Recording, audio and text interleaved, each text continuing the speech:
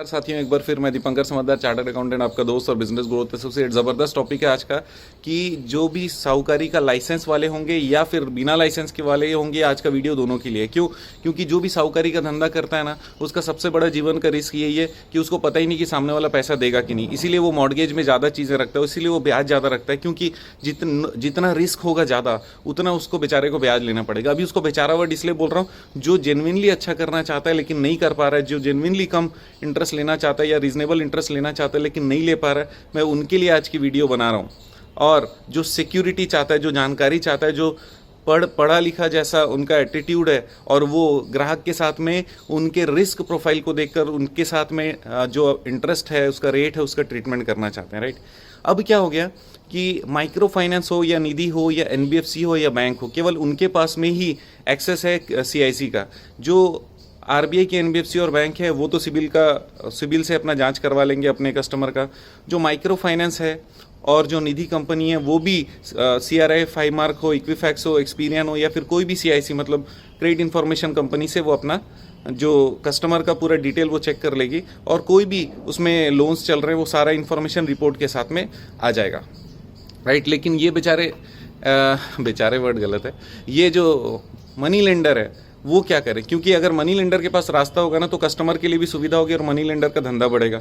तो सबसे पहला चीज़ ये है कि मनी लेंडर अगर 2 लाख, 5 लाख से ऊपर, आप एक क्राइटेरिया समझ लो, 5 लाख से अगर ऊपर है तो डायरेक्टली सिबिल के साइट में जाके आप कस्टमर के पैन और बाकी इन्फॉर्मेशन को देकर कस्टमर की तरफ से पूरा सिबिल का रिपोर्ट निकालिए, ताकि आपको एग्जैक्ट सीन पता चले कि कितना कहाँ पे ड्यू है, कितना वो इंस्टॉलमेंट देता है, लगभग कितना कमाता है, हर कोई कैलकुलेशन कर लेता है, और उसके अनुसार में आपका रिस्क कितना है वो डिसाइड कर लीजिए। लोन देना चाहिए कि नहीं देना चाहिए वो डिसाइड कर लीजिए। क्यों? क्योंकि कोई भी मनी लेंडर का उद्देश्य होता है पैसा वापस आ जाए, वो डर के मारे ज़्यादा ब्याज लेता है, समझ लो। राइट।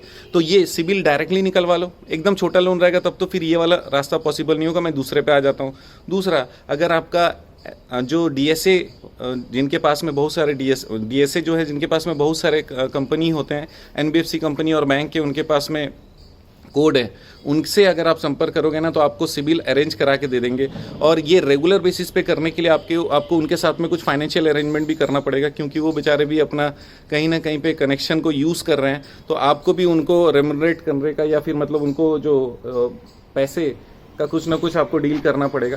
कहीं ना कहीं देखो, दोस्ती यारी का भी फायदा बिजनेस में होना चाहिए। पहला चीज़, ये प्रैक्टिकल चीज़ बता रहा हूँ, मेरा ओपिनियन है। लॉ पे मत जाइए, आपको फायदा होना चाहिए उस पर जाइए। तीसरा चीज़ है, अगर कोई माइक्रो फाइनेंस या फिर निधि कंपनी आपके पास में है तो उसके थ्रू रन कर लीजिए। अगर नहीं है तो आप कोई माइक्रो फाइनेंस कंपनी बना लीजिए जिसमें कम से कम अपने कस्टमर लोगों का सीआईसी, इक्विफैक्स, सीआरआई, 5 मार्क या इस तरीके का हम लोग रजिस्ट्रेशन ले लें, जिसमें आप जो भी बिजनेस साहूकारी में कर रहे हो उसका खुद ही रन कर पाओ, किसी और के सामने हाथ फैलाने की जरूरत ना पड़े। नहीं सर, मेरा उतना ज़्यादा लोन नहीं होता, ठीक है। तो तीसरा आइडिया कि अपने कोई दोस्त खोजो जिनके पास में ये सीआईसी के रजिस्ट्रेशन है, जिनकी कंपनी उसमें यूज़ करती है, उनके थ्रू में करवाइए अगर आपका बहुत कम अगर आपका यूसेज है तो। ये 3-4 तरीके हैं जिससे कम से कम रिस्क प्रोफाइल पता चलेगा। जो भी मनी लेंडर है, रजिस्टर्ड हो चाहे अनरजिस्टर्ड हो, वो जानकारी ले पाएगा और रिस्क के अनुसार में लोन दे पाएगा। हमारा वीडियो और हमारे चैनल का उद्देश्य याद रखिएगा, हमेशा ग्राहकों का, और जो बिजनेस कर रहा है वो अच्छे से बिजनेस कर पाए, कम रिस्क में बिजनेस कर पाए, ग्राहकों को कम पैसे में लोन मिल पाए, ये हमारा उद्देश्य होता है। इसी कारण अगर आपको किसी प्रकार की हेल्प चाहिए, कंसल्टेंसी चाहिए, तो दिए गए नंबर पे आप कनेक्ट हो सकते हो। क्योंकि सपोज करो आपको ऐसा लगा कि नहीं सर, है तो बात सही है, मुझे एक माइक्रो फाइनेंस रजिस्ट्रेशन करा लेते हैं, उसमें माइक्रो फाइनेंस लोन भी दे देंगे और मेरे जितने भी लोन है उसका भी चेकिंग हो जाएगा, जो भी मैं साहूकारी में देता हूं, भले वो साहूकारी रजिस्टर्ड हो चाहे नहीं हो। एक रास्ता तो है, कुछ तो है। अब ये सारी चीज़ों को इस्तेमाल अगर नहीं करेंगे तो फिर हम लोग बिजनेस अच्छी तरीके से कैसे कर पाएंगे? आगे जाने का कुछ रास्ता नहीं हो पाएगा, कोई इमेज नहीं बन जाता। साहूकारी वाले में इमेज बहुत खराब रहती है, क्योंकि वो सामने वाला बहुत पैसा लेता है क्योंकि वो उसके पास में रास्ता नहीं है। आज बता रहा हूँ। तो दोस्तों, वीडियो को ये वाला शेयर जरूर करिएगा।